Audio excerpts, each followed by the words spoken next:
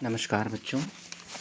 आज हम निदा फाजली जी से रचित अब कहाँ दूसरों के दुख से दुखी होने वाले ये पाठ को हम जानने की कोशिश करेंगे। और मैं चाहूँगा सबसे पहले निदा फाजली जी के बारे में हम थोड़ी बहुत जानकारी करें। निदा फाजली उर्दू के महत्वपूर्ण कवि हैं। उनका जन्म 12 अक्टूबर 1938 को दिल्ली में हुआ था। उनका बचपन ग्वालियर में बीता।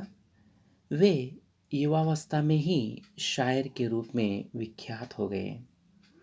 वे साठोत्तरी पीढ़ी के महत्वपूर्ण कवि हैं।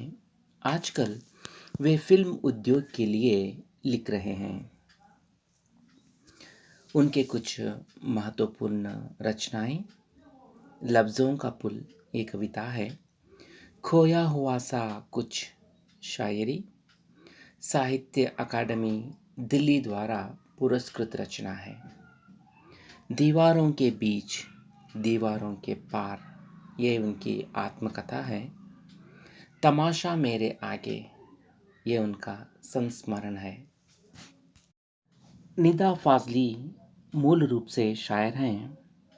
उनकी हिंदी कविताएं भी आम बोलचाल की हिंदी में ही हैं। वे कविताएं पाठकों के दिल को छूने की क्षमता रखती हैं।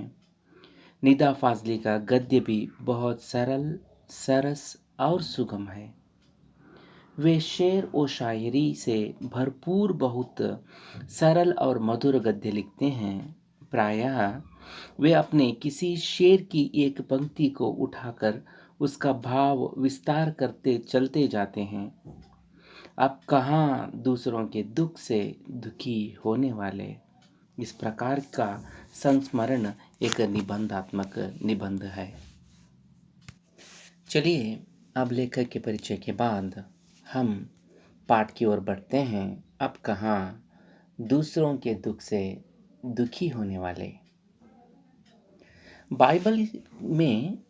बाइबल के सुलेमान को कुरान में सुलेमान कहा गया।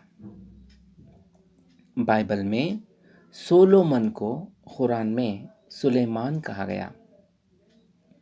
वे ईसा से 1025 वर्ष पहले एक करुणावान शासक थे।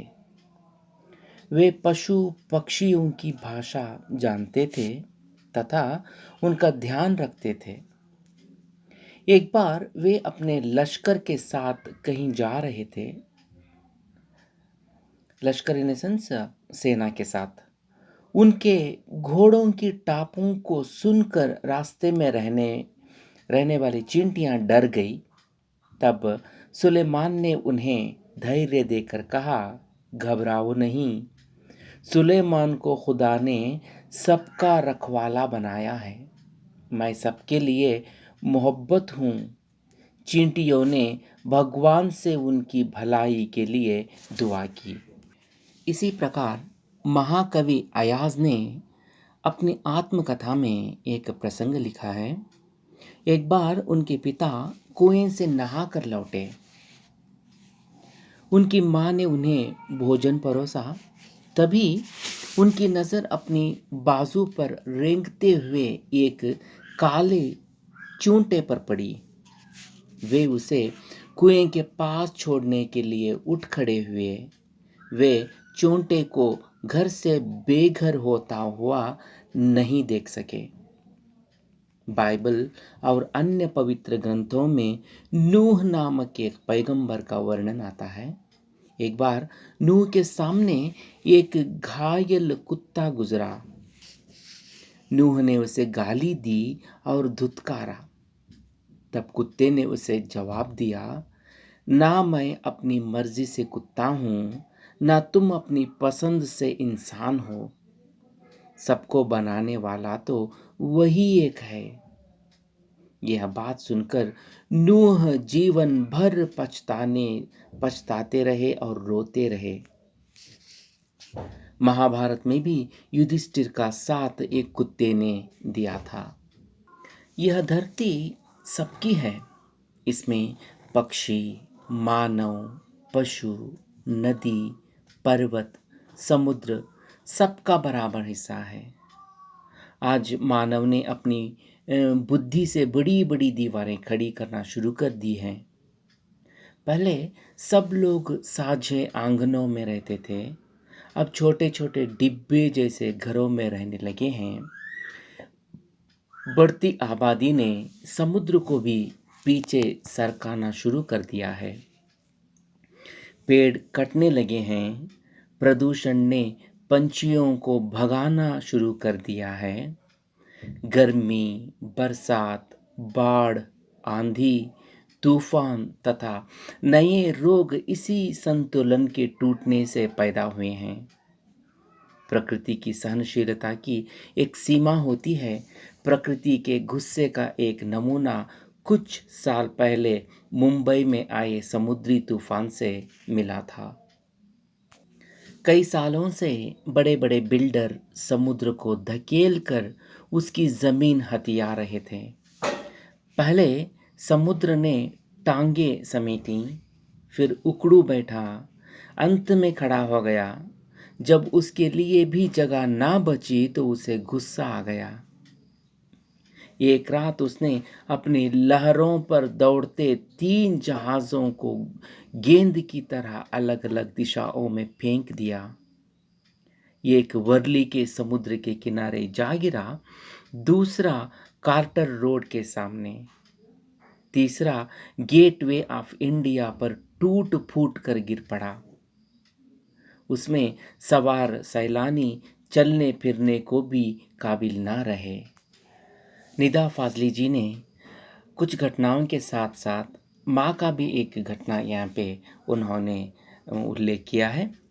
लेखक की माँ हमेशा लेखक को कहा करती थी, सूरज ढले पेड़ से पत्ते ना तोड़ा करो, दिया बत्ती के समय फूल ना तोड़ा करो, दरिया को सलाम किया करो, कबूतरों को मत सताया करो।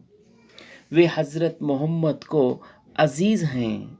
उन्होंने उन्हें मज़ार के गुंबद के नीचे घोंसले बनाने की इजाज़त दे रखी है। मुर्गा सबको उठकर जगाता है, अतः उसे परेशान ना किया करो। जिन दिनों लेखक ग्वालियर में रहते थे, उनके मकान में 2 रोशनदान थे। उनमें एक कबूतर के जोड़े ने अपना घोंसला बना लिया था। एक बार एक बिल्ली ने कबूतर के 2 अंडों में से एक अंडा फोड़ दिया। लेखक की माँ ने दूसरे अंडे को बचाने की कोशिश की, परंतु वह उसके हाथों से टूटकर गिर गया। कबूतर परेशानी में फड़फड़ाने लगे। उनकी आंखों के दुख को देखकर लेखक की माँ रो पड़ी। उन्होंने पूरे दिन रोज़ा रखा। उन्होंने रोते रोते खुदा से गुनाह माफ़ करने की प्रार्थना की। लेखक का घर मुंबई के वर्सोवा में है। कभी यहाँ दूर दूर तक जंगल थे, पेड़ थे, पक्षी थे, अन्य जानवर थे, परंतु अब यहाँ समुद्र के किनारे लंबी चौड़ी बस्ती बन गई है। कितने ही परिंदों के घर छिन गए हैं। कुछ शहर छोड़कर कहीं चले गए हैं, कुछ ने यहाँ वहाँ डेरा डाल लिया है। 2 कबूतरों ने लेखक के फ्लैट के एक मचान में अपना घोंसला बना लिया है। उनके बच्चे अभी छोटे हैं। बड़े कबूतर दिन भर उन्हें खिलाने पिलाने का प्रबंध करते हैं। वे दिन भर उसे अपना घर समझकर आते जाते हैं। उनके कारण लेखक के घर में परेशानी होती है।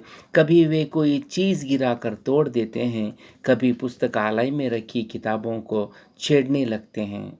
इससे तंग आकर लेखक की पत्नी ने उनके आशियाने के पास एक जाली लगा दी है। उनके बच्चों को भी दूसरी जगह कर दिया है। खिड़की को बंद कर दिया है।